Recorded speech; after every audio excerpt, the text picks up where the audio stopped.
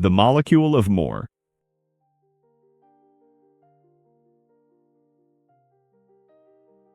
Before I ever heard the word dopamine, it was already controlling me.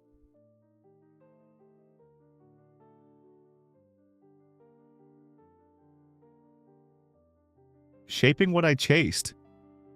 Shaping what I feared.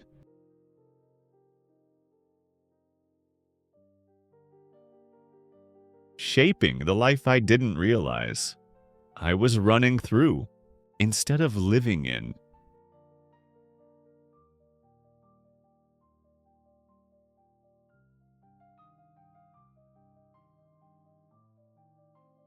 Years later, when I finally sat down to write this book,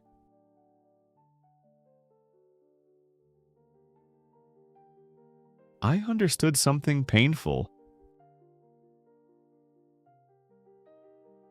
I wasn't watching the molecule. It was the one watching me. And shaping everything I did.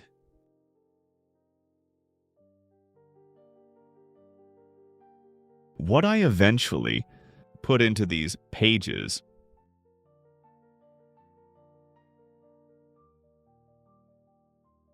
wasn't just science. It was the map of my own mistakes.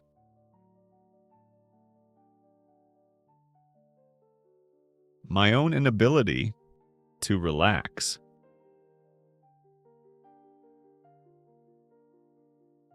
My own habit of constantly reaching for a future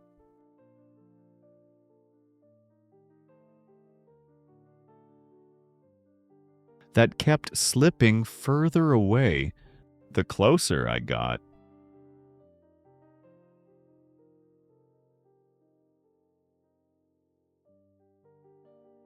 I used to believe my ambition was discipline.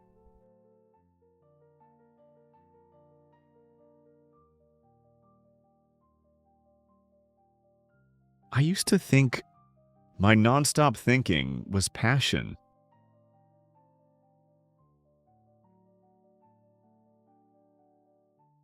I used to think my tired body meant I was doing the right thing.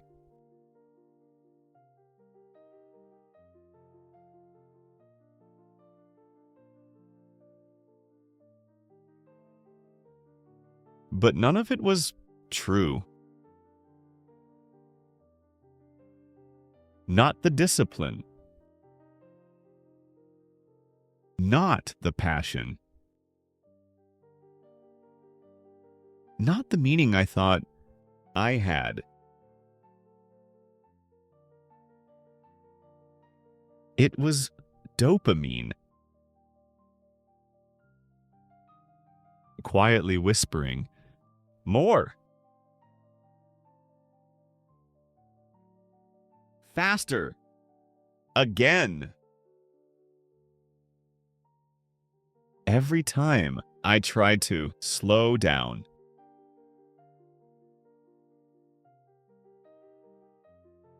I didn't know its name. I didn't know its power. I didn't know it was shaping everything. But deep down, I knew. Something inside me wouldn't let me rest.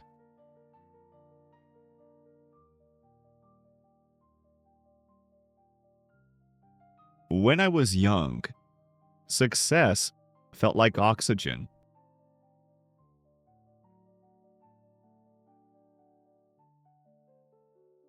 Every achievement felt like the first breath.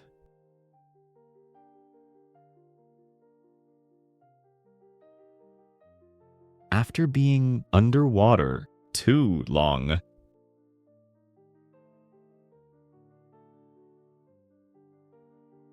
a sudden rush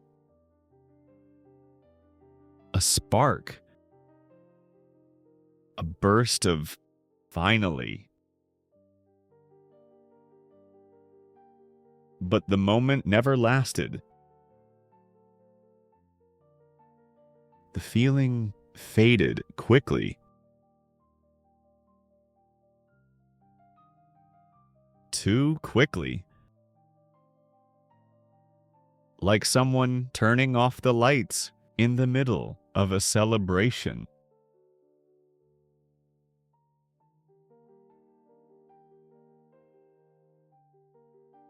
I used to think I wasn't grateful enough.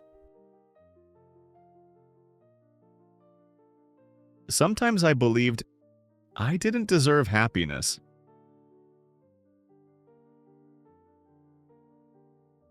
And often I told myself I just had to work harder.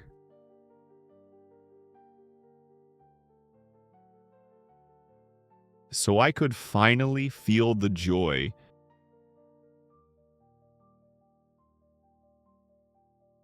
everyone else seemed to feel so easily.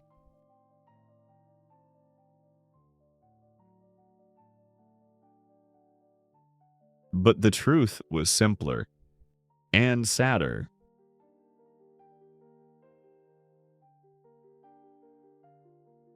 There was nothing wrong with my gratitude. Nothing wrong with my character. Nothing wrong with my heart. What was wrong was the quiet biology inside my brain.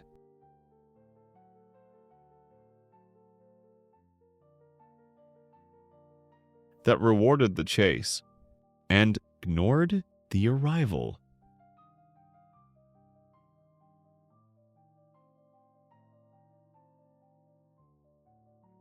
That was dopamine. I still remember the night I finished writing a paper that had consumed me for months.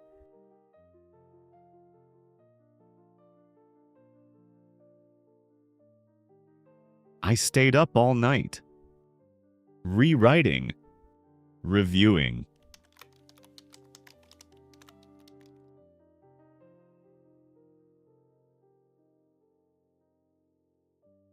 Fixing every detail. When I finally hit send, my chest lit up.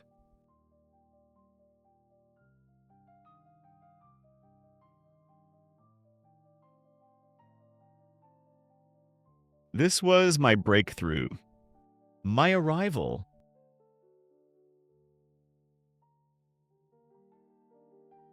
But the next morning, I woke up to silence.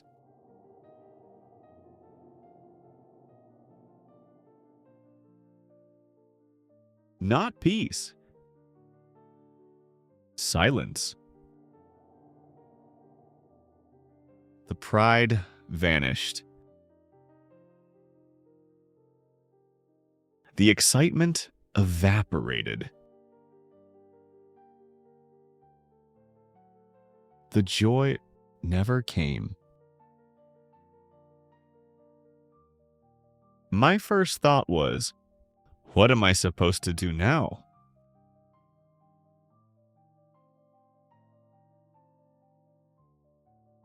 I wasn't excited.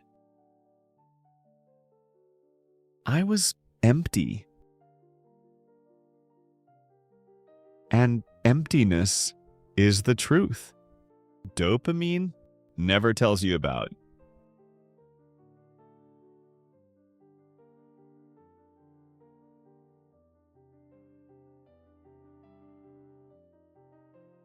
Dopamine rewards anticipation.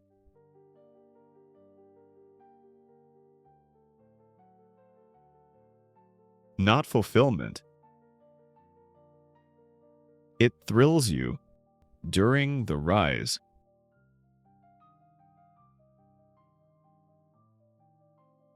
but disappears the moment you reach the top.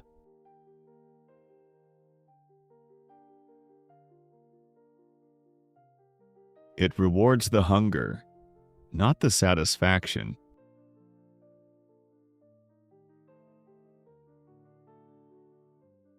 Once I understood that, my life finally made sense.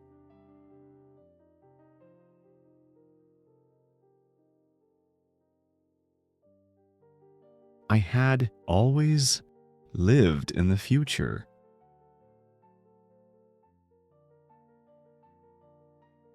Always one step ahead. Always chasing something I didn't know how to name.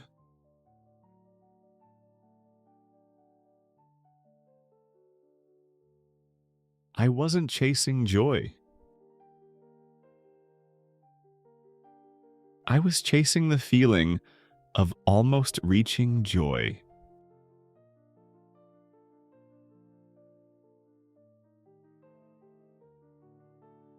That feeling is dopamine's masterpiece.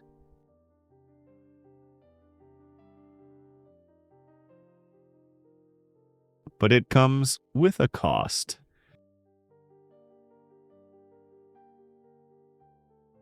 Because a life lived entirely in the future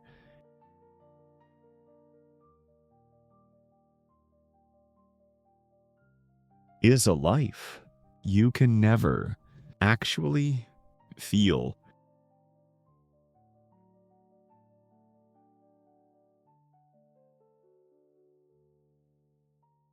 I learned this truth before I ever wrote these pages.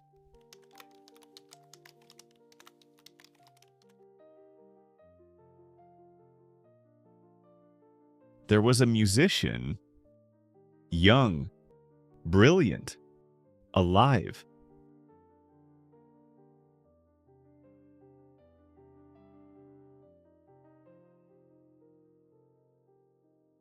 When he played the piano, he didn't play notes.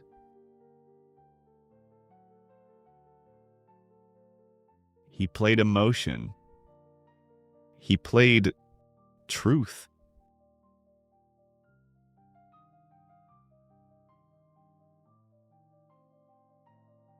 But when he tried cocaine, the drug didn't just change his mood.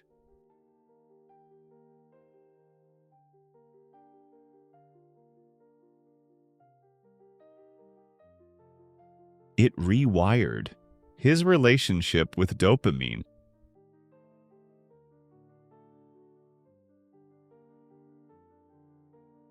At first, he told me it made him unstoppable.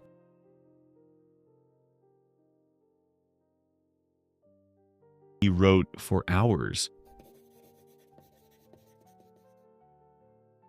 He felt inspired, limitless.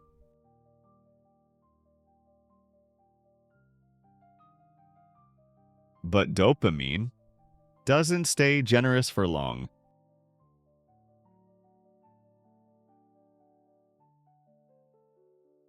Soon, he couldn't write unless he was high.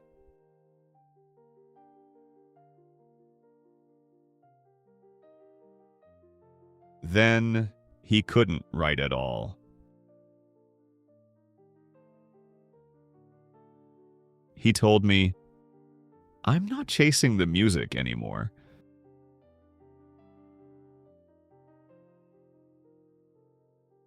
I'm chasing the feeling of wanting to create music."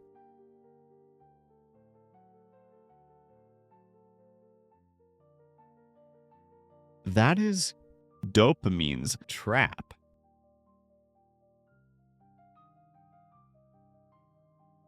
It makes you crave the craving.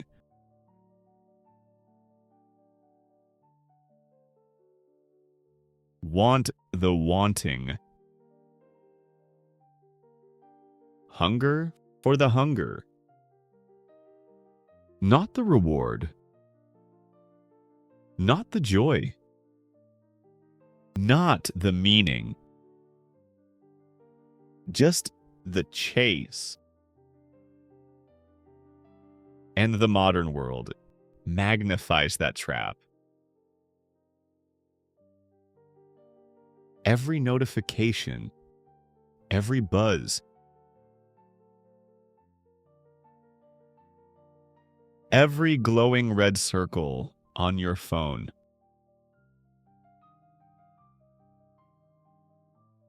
is a tiny spark of dopamine.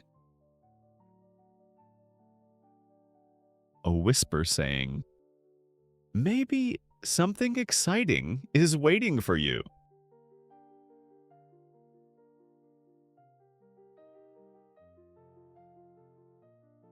We scroll for the possibility, not the pleasure.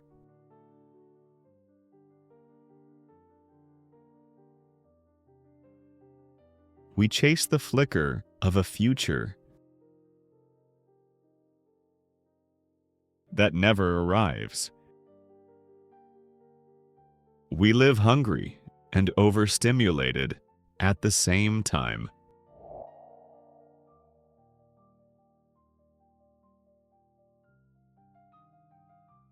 But dopamine is not the enemy.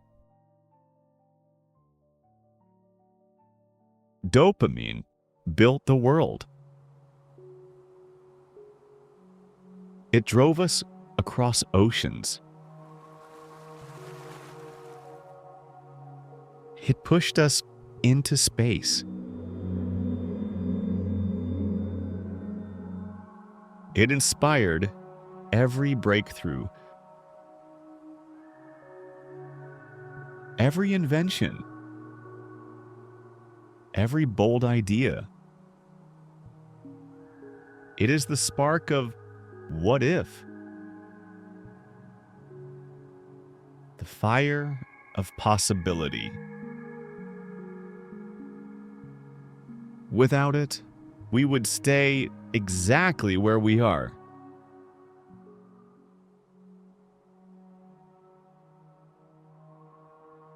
But dopamine alone cannot make us happy.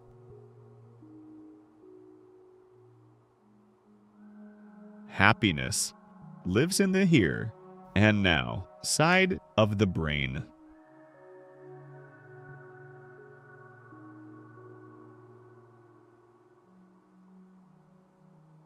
The side that feels gratitude, connection,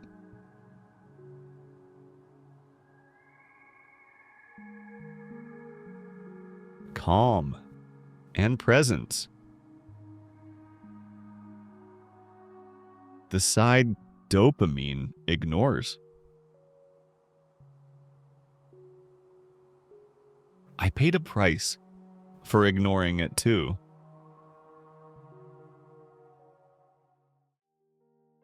There was someone in my life who loved me deeply.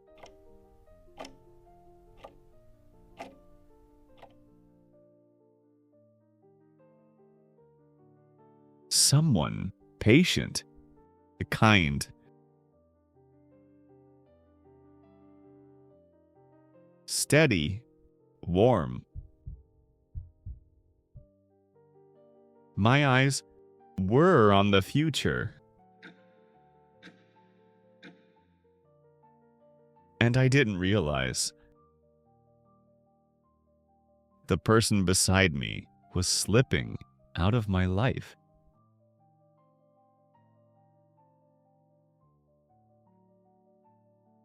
They waited. They supported me. They tried to understand. But I didn't see them. Not fully. Not truly. I saw the future instead. By the time I slowed down enough to look at them,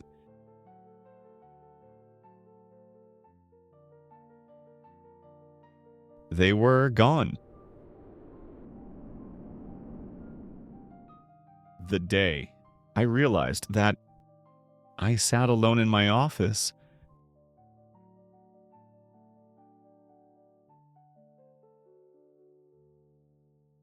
surrounded by work that suddenly felt empty.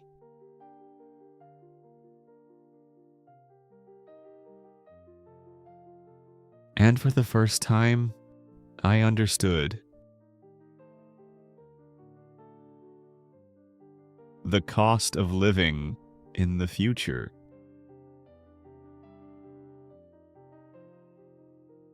You lose the moments you never get back.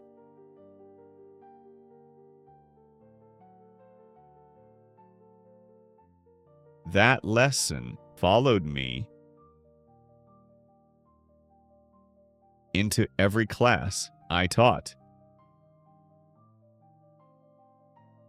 Every discovery I made. Every chapter of this book I eventually wrote.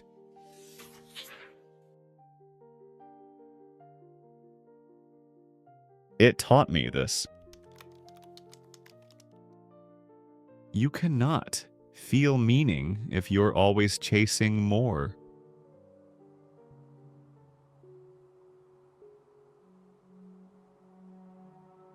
Meaning lives in the present. In the breath you're taking. In the person beside you. In the moment you're in. Not the moment you're reaching for. Ambition is beautiful until it steals your ability to feel alive.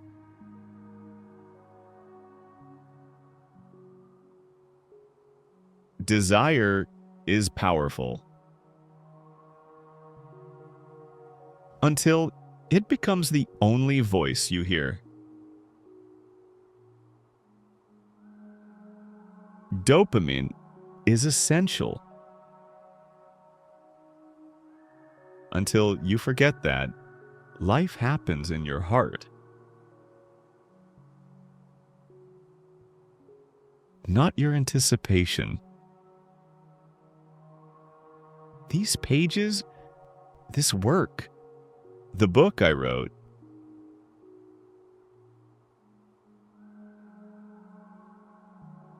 the mirror of my own life, all came from that realization that the future will never love you the way the present can. The future can inspire you,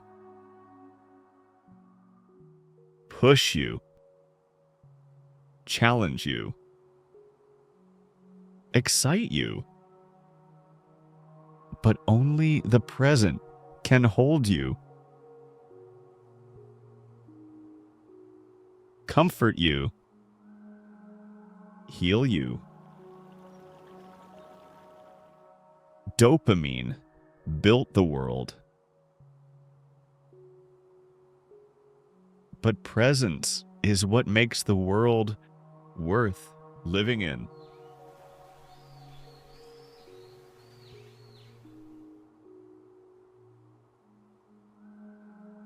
So the goal is not to silence your dreams.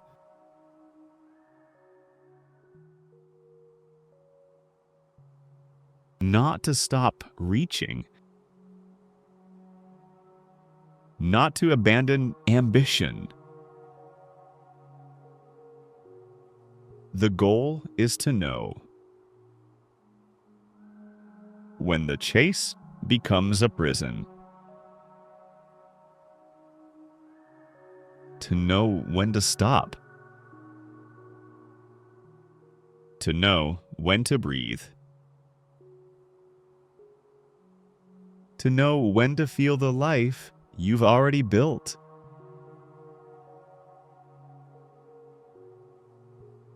Because in the end,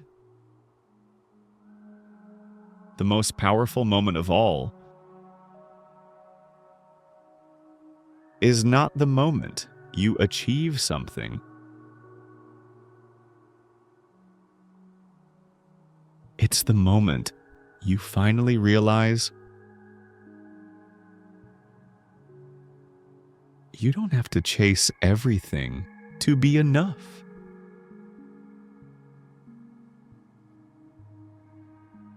And that is the irony of it all. The very force that kept me chasing the future is the one that finally made me open my eyes to the beauty of the present.